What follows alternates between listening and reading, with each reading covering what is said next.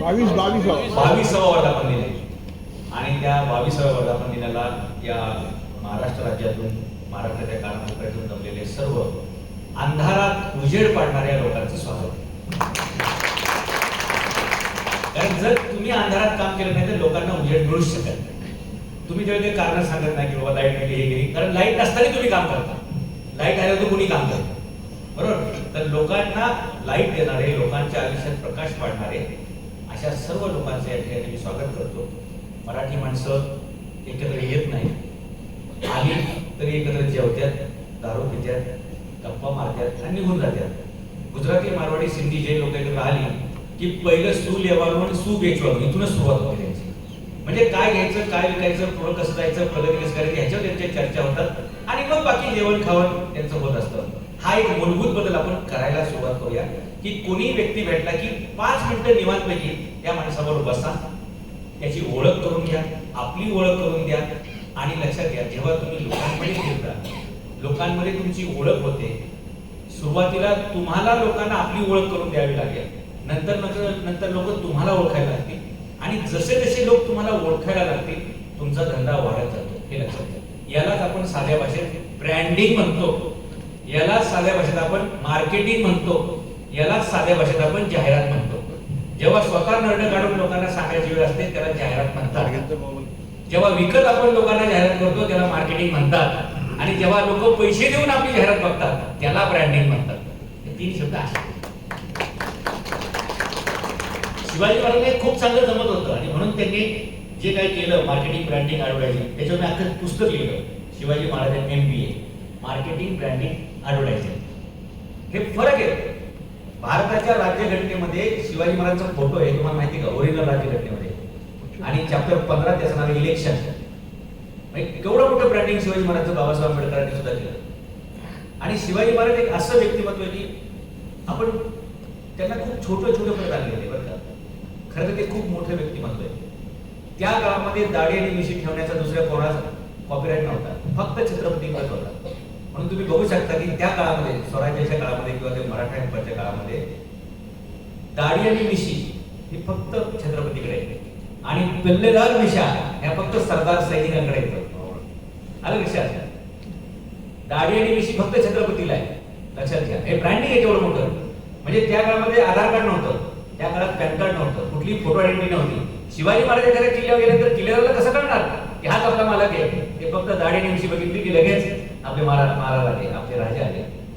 आता जसं मी झाल्यानंतर लगेच पार्टी कॅमेरा मिळले, त्याला कळलं की सरी आले. त्यावेळेची ती यंत्रणा शिवाजी महाराज वापरत होते. हे ब्रँडिंग आहे. आणि आपला शत्रू कोण आहे, आपले दुश्मन कोण आहे हे मराठ्यांना काय सांगायची गरज नव्हती. तिथं पण ब्रँडिंग होतं. दाढी आहे पण मिशीच नाही. क्लिअर विषय. अरे लक्षात तुमच्या, दाढी आणि मिशी आहे तर छत्रपती आहे, फक्त मिशी आहे तर तो मराठा आहे.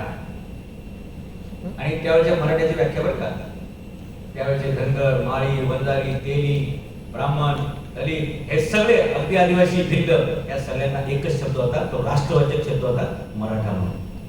आज काय मराठा चाललंय तुम्ही बघताय, हे विचित्र आहे किंवा हे खूप वेगळ्या दिशेने जाणार आहे. शिवाजी महाराजांनी त्या काळामध्ये या महाराष्ट्राला एक अशी ताकद दिली की आपण सगळे एका नावाने, जातीने नाही बरं का, एका ध्येयाने, एका उद्देशाने एकत्र येऊया आणि सगळ्यांनी पण ते स्वराज्य निर्माण केलं. मित्रांनो, जगाला वेळा वाटेल असं स्वराज्य शिवाजी महाराजांनी निर्माण केलं. ते टिकवण्याचं, ते वाढवण्याची जबाबदारी आपल्या सगळ्यांची. आणि स्वराज्य म्हणजे नथिंग एल्स, स्वतःचा उद्योग, धंदा आणि व्यवसाय. हाच मंत्र शिवाजी महाराजांनी आपल्याला दिलेला आहे. स्वतःचा उद्योग, धंदा, व्यवसाय, दुसऱ्याचा नाही. आपले लोक काय करतात, उचपती जास्त करतात, उद्योग कमी करतात. उचपती आणि उद्योगात फरक आहे बरं का. म्हणजे हॉटेल इंडस्ट्रीचा काही अनुभव नाही, फक्त रोड टच जागा आहे म्हणून कुठेतरी आणखी गावातली जमीन विकायची, हॉटेल काढून टाकायचं. ह्याला ना भांडी घासतायत, ना ह्याला चूल पेटवतायत. आणि सर्व्हिंग करायचं म्हटलं तर नम्रता अजिबातच नाही. किती दिवस ह्याचा हॉटेल चालू.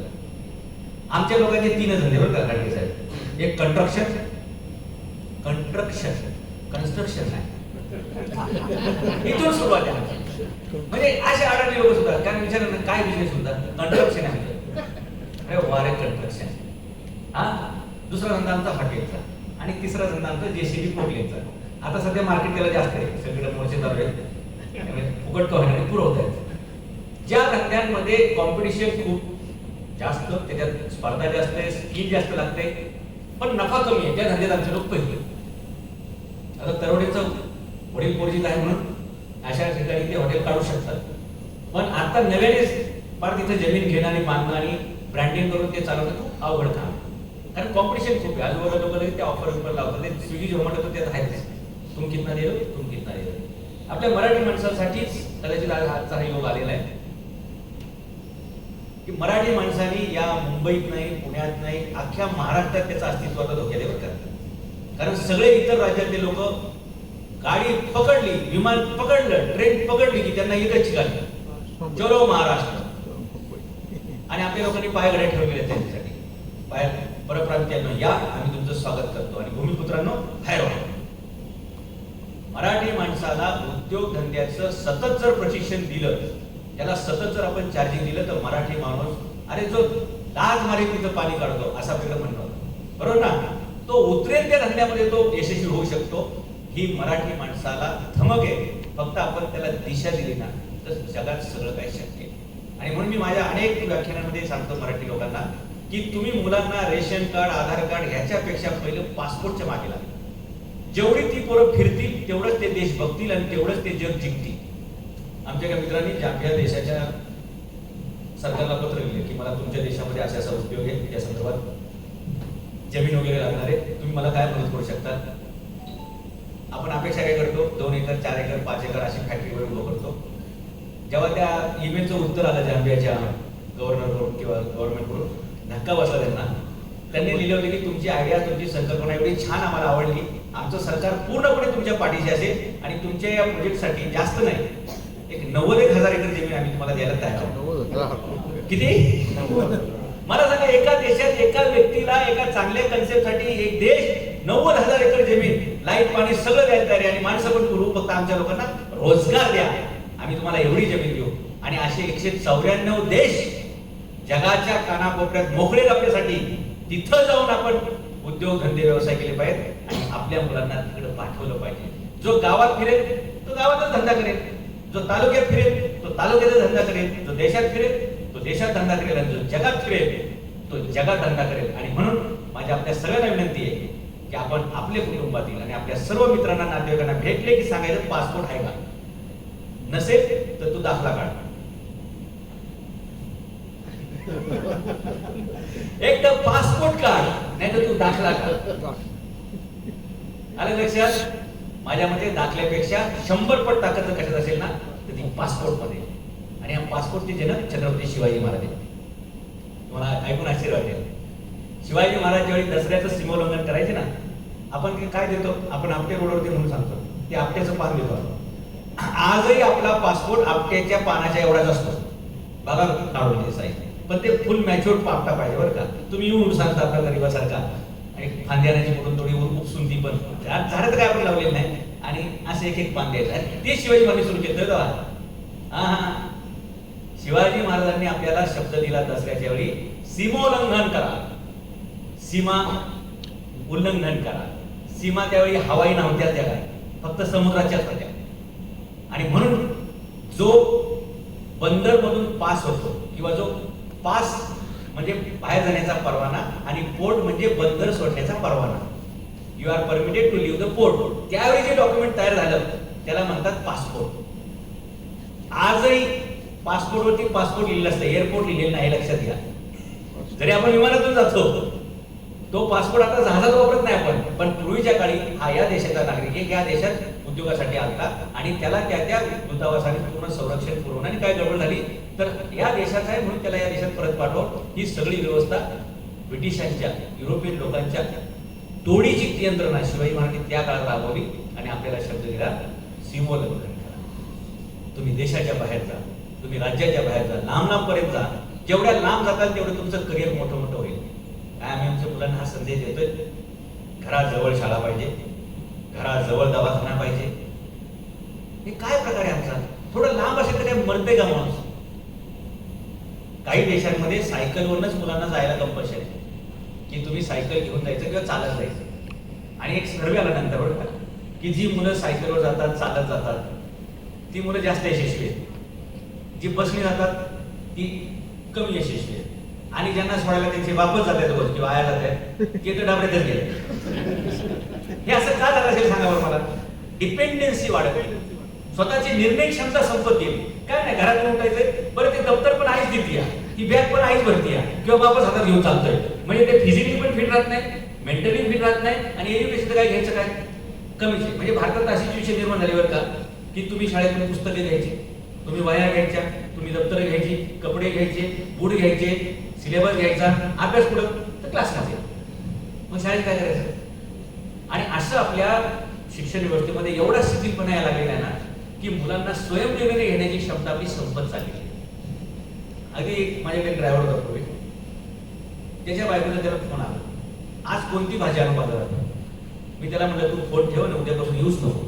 जर तुझ्या बायकोला तू एवढं सुद्धा स्वातंत्र्य देत नसतील की तुला विचारायला लागते की भाजी काय आणू आज, तर म्हटलं तू तुझ्या बायकोला काही ताकद देत नाही. आपण आपल्या घरच्यांना अशा प्रकारे ताकद दिली पाहिजे की उद्या जरी आपण या जगात नसलो तरी आपला उद्योग, आपला व्यवसाय त्यांनी सक्षमपणे त्यांना चालवता आला पाहिजे. आपण कुठून खरेदी करतो, कोणाला विकतो, कितीने घेतो, कितीने विकतो, आणि कशा वायरीत कसे स्विच फिट करतो, हे सगळं आपल्या बायकोला, आपल्या मुलांना, आपल्या जावयाला सगळ्यांना माहित असलं पाहिजे.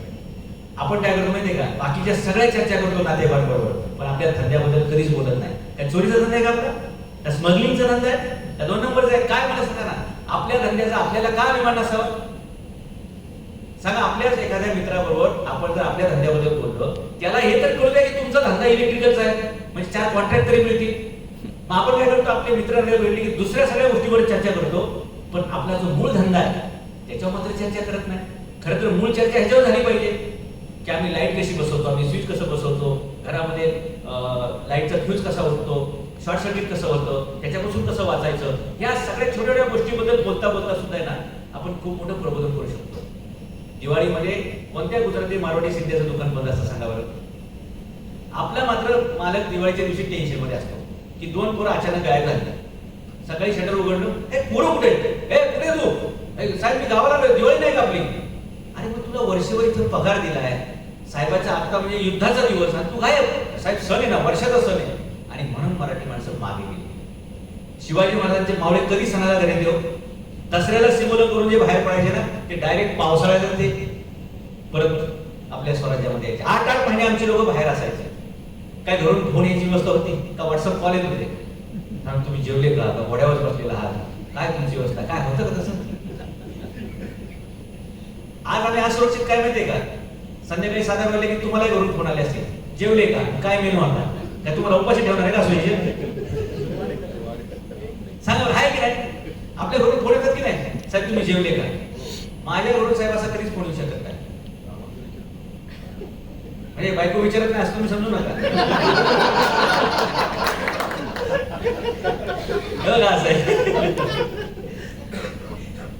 अरे आपण लोकांमध्ये फिरतो, जेवणारच आपण. बरं समजा नाहीच कोणी आपल्याला जेवायला दिलं, आपल्या खिशात 2 रुपये आहेतच की, आपण जेवणारच की, बरोबर ना. पण अशा रिकाम्या गोष्टीसाठी फोन करणे ह्याच्यासारखं दुर्दैव नाही. जे फोन अशी सुरुवात येते तुम्हाला की झालं का जेवण, त्याला लगेच ब्लॉक करा. दुसऱ्या वेळा परत फोन नाही आला पाहिजे. आणि सकाळी फोन आला ना, काय चालतंय, त्यालाही ब्लॉक करा. हे असले रिकाम टेकडे भामटे ज्याच्या आयुष्यात आहेत ना, त्याची उंची कधीच वाढू शकत नाही, ना व्यावसायिक, ना आर्थिक, ना सामाजिक, कसलीच. आपण रोज जॉगिंगला जातो, रोज जिम मध्ये जातो, रोज तोच मित्र आपल्यासोबत, प्रगती होणे नाही. मित्र बदलत चला. लोक रात्री दिवसात पक्ष बदलत आहेत, तुम्हाला मित्र बदलत आहेत.